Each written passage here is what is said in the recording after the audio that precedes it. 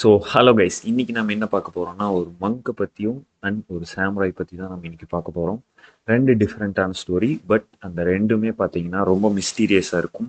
So skip பண்ணாமல் watch பண்ணுங்க, இன்ட்ரெஸ்டிங்காக இருக்க போகுது. சாமுராய்னா உங்களுக்கு எல்லாத்துக்கும் தெரியும் இல்லையா, கவசம்லாம் அணிஞ்சிட்டு எப்பவுமே ஃபேஸ் டு ஃபேஸ் தான் சண்டை போடுவாங்க. சாமுராய்ஸை பொறுத்தளவு ஜப்பான் சைனாலலாம் பார்த்தீங்கன்னா ஒரு சோல்ஜரை வந்து சாமுராய் தான் சொல்லுவாங்க. அப்படி வாழ்ந்த ஒரு மியாமோட்டோ முசாஷிங்கிற சாமுராய் பற்றி தான் நம்ம இன்னைக்கு பார்க்க போகிறோம். ஸோ இவர் வந்துட்டு 1584 வந்து பிறக்கிறாரு. ஏஜ் ஆஃப் வார்ல வந்து பிறக்கிறாரு. ஏஜ் ஆஃப் வார்னா இந்த வார்லாம் அப்போ அந்த காலகட்டத்தில் அந்த 15th செஞ்சுரியில நாட்டுக்காக நிலத்துக்காக சண்டை போட்டுப்பாங்க பார்த்தீங்களா, அந்த டைம்ல பார்த்தீங்கன்னா நம்ம சாமுராய் வந்துட்டு பிறக்கிறாரு. இவரோட உண்மையான பேர் டக்கிசோ ஷின்மென் அப்படிங்கிற ஒரு பேர். லேட்டரா இவரோட பேர் வந்துட்டு மியாமோட்டோ முசாஷின்னு மாறுது. அது ஏன்னு அப்படியே போக போக சொல்றேன்.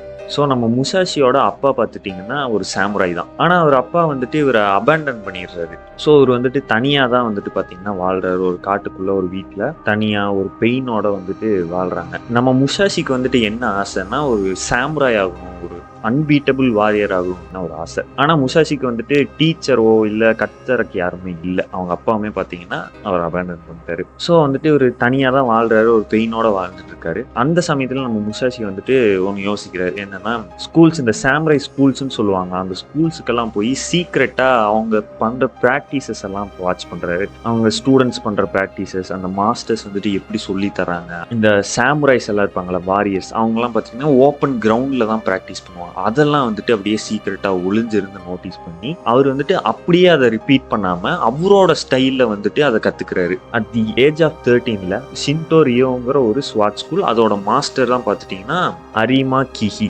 அவர்கிட்ட ஸ்பேரிங் கேட்கறாரு. எடுத்த உடனே அந்த ஸ்பேரிங் கேட்டப்ப அங்க இருந்த மக்கள் தான் பார்த்துட்டீங்கன்னா இது வந்துட்டு ஒரு தற்கொலைக்கு சமம், எப்படி ஒரு சின்ன பையன் வந்து ஒரு ஸ்கூலுக்கே மாஸ்டர் வந்து எப்படி தோக்கடிக்க முடியும் அப்படிங்கிற மாதிரி பேசிக்கிட்டாங்க. ஸ்டூடெண்ட்டும் எல்லாரும் சிரிச்சாங்க. இவர் விடவே இல்லை, எனக்கு வந்துட்டு ஸ்பேரிங் கண்டிப்பா வேணும் அப்படின்னு நம்ம முசாஷி வந்துட்டு கேட்டுட்டே இருக்காரு.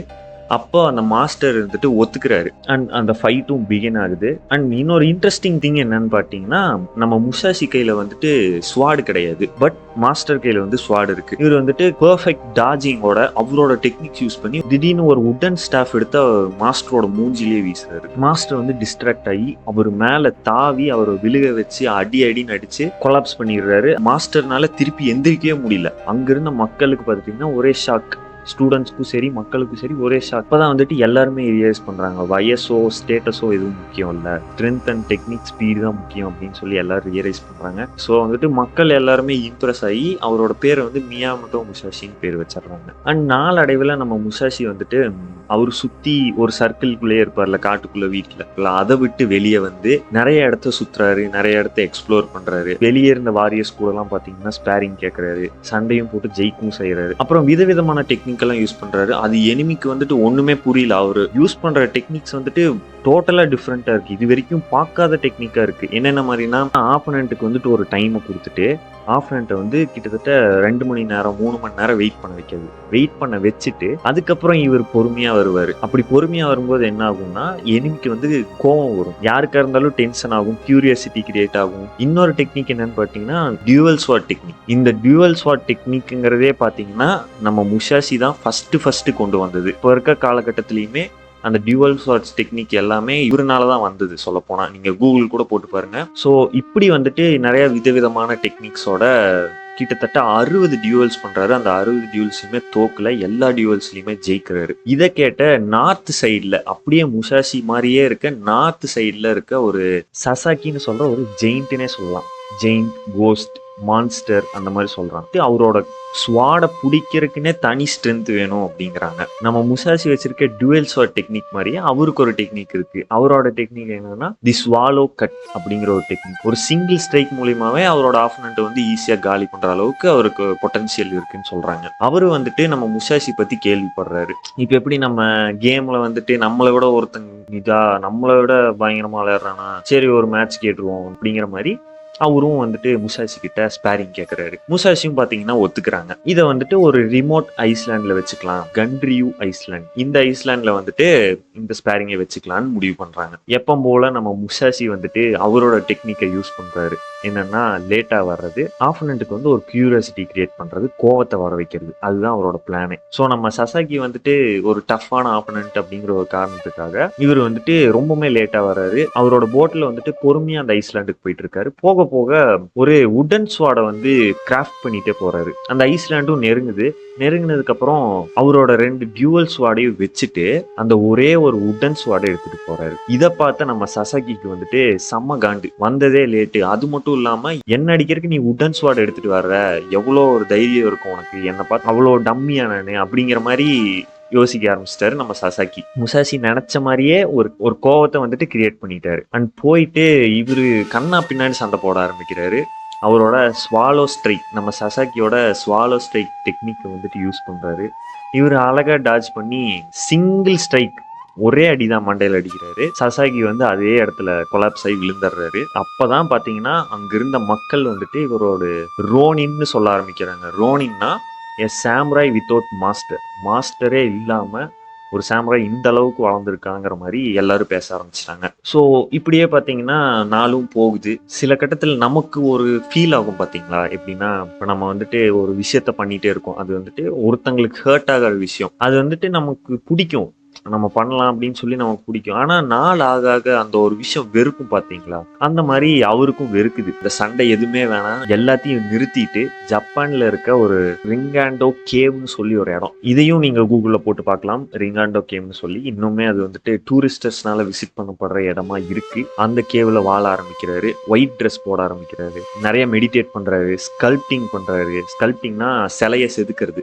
அதுக்கப்புறம் பார்த்தீங்கன்னா பெயிண்டிங் நிறைய பண்றாரு. அப்புறம் தி புக் ஆஃப் 5 ரிங்ஸ்னு ஒன்று எழுதுறாரு. அந்த புக் வந்துட்டு இப்போவுமே பார்த்தீங்கன்னா மிலிட்ரி ட்ரைனிங், அதுக்கப்புறம் அந்த பிஸ்னஸ் ஸ்கூல்ஸ்லாம் வந்துட்டு இன்னுமே அந்த புக் ஆஃப் 5 ரிங்ஸை வந்துட்டு சப்ஜெக்டா இருக்குன்னு சொல்றாங்க. 1645ல 61 வயசுல பார்த்தீங்கன்னா இறந்தும் போறாரு. அண்ட் இதுக்கப்புறம் தான் பார்த்தீங்கன்னா ட்ரூ மிஸ்ட்ரியே ஸ்டார்ட் ஆகுது. என்னன்னா ரிங்காண்டோ கேவ்னு நான் சொன்னேன் பார்த்தீங்களா, அது இப்போவுமே அட் ப்ரெசன்ட்லேயுமே வந்துட்டு டூரிஸ்டர்ஸ்னால போகக்கூடிய ஒரு இடமா இருக்கு. ஸ்கல்ப்டிங் பண்ணப்பட்ட சிலைகள்லாம் அந்த இடத்துல வச்சிருப்பாங்க. அதை பார்க்க அண்ட் அந்த இடத்துல போயிட்டு டூரிஸ்டர்ஸ் வந்து மெடிடேட் பண்றதுக்காக போயிருக்காங்க. அப்படி போகும்போது அவங்களுக்கு ஒரு அந்த இடமே பாத்தீங்கன்னா ரொம்ப சைலண்டா ஒரு ஹெவி ஃபீல், நம்ம இன்டெப்தா கவனிச்சா காதுகிட்ட வந்துட்டு யாரோ விஸ்பர் பண்ற மாதிரியும் கூஸ் பம்ஸா ஃபீல் ஆகுது அப்படிங்கிற மாதிரி சொல்றாங்க. ஓல்டு மங்க் வந்துட்டு என்ன சொல்றாருன்னா, கிட்டத்தட்ட ஏன்ஷியன்ட் மங்க் என்ன சொன்னாருன்னா, ஒரு வாரியர், யங் வாரியர் சாமுராய் அந்த டியூவல் ஸ்வாட் டெக்னிக்கை கத்துக்கணுங்கிறதுக்காக நம்ம ரிங்காண்டோ கேவ், நம்ம முசாசி வாழ்ந்த இடத்துல போய் கத்துப்போம் அப்படின்னு சொல்லிட்டு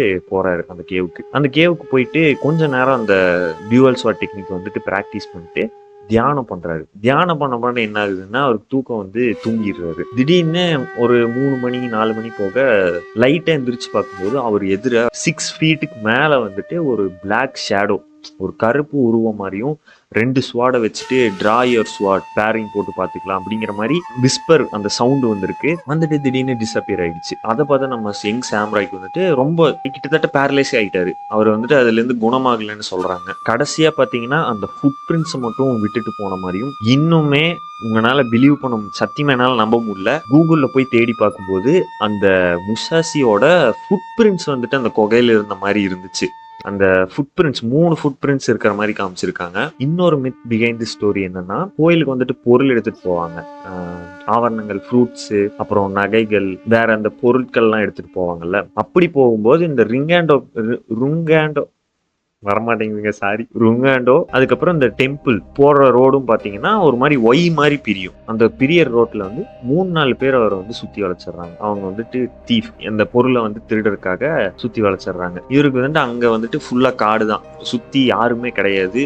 காப்பாத்துங்கன்னு கத்துனாலும் யாரும் வரமாட்டாங்க. இருந்தாலும் அவர் வந்து கத்திருக்காரு, மேபி ஏதாச்சும் ஒரு ஹெல்ப் கிடைக்கலாங்கிற காரணத்துக்காக கத்திருக்காரு. யாருமே வரல. திடீர்னு ஒரு மிஸ்ட் வந்துட்டு அப்பியர் ஆகி காத்துல வந்துட்டு ஸ்வாட வீசுனா எப்படி ஒரு சவுண்டு வரும், அந்த மாதிரி சவுண்டு வந்த உடனே அந்த 3 பேத்தையும் காணோம், எங்க போனாங்கன்னே தெரியல. திடீர்னு திரும்பி பார்த்தா ஒரு கருப்பு உருவம் நிக்குது அப்படிங்கிற மாதிரி சொல்றாங்க. விஸ்பரிங், ஏதோ ஒரு விஸ்பரிங் முணுமுணுத்துட்டு வேனிஷ் ஆன மாதிரி சொல்றாங்க. இதை போயிட்டு அங்க இருக்க மக்கள், அந்த ஊர்ல இருக்க மக்களுக்கு சொல்லும்போது அது வந்துட்டு முசாஷியோட ஸ்பிரிட். நானுமே அந்த இடத்துக்கு போகும்போது அந்த அப்பியரன்ஸ் வந்துட்டு நான் பார்த்திருக்கேன் அப்படிங்கிற மாதிரி சொல்றாங்க. அவரோட ஆனிவர்சரி, அவரு இறந்த டெத் ஆனிவர்சரி வரும்போது அந்த கேவ்ல வந்துட்டு ஸ்ட்ரேஞ்ச் லைட்ஸ், அந்த ஸ்வாட் வந்துட்டு நிலா வெளிச்சத்துல பட்டா ஒரு ஷைனிங் வரும் பாத்தீங்களா, அந்த மாதிரி ஷைனிங் வர்றதாவும், சவுண்டு வர்றதாவும், கத்தி வந்துட்டு ரெண்டுமே முட்டுனா எப்படி சவுண்டு வரும் ப்ராக்டிஸ் பண்ணும்போது அந்த மாதிரி சவுண்டு வர்றதாவும் அந்த கேவுக்குள்ள இப்பவுமே அட் ப்ரெசென்ட்டுமே பார்த்தீங்கன்னா அங்க இருக்க மங்ஸ் வந்துட்டு சொல்றாங்க. கிட்டத்தட்ட அந்த ரூனின் கேவுக்கு பக்கத்துல தான் பார்த்தீங்கன்னா நம்ம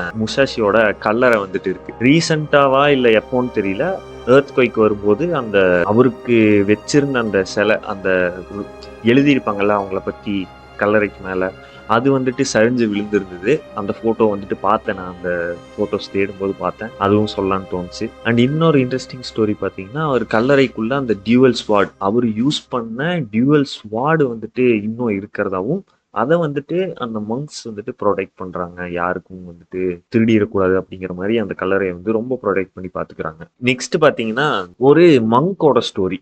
ஒரு வாரியர் மங்க்கோட ஸ்டோரின்னே சொல்லலாம்.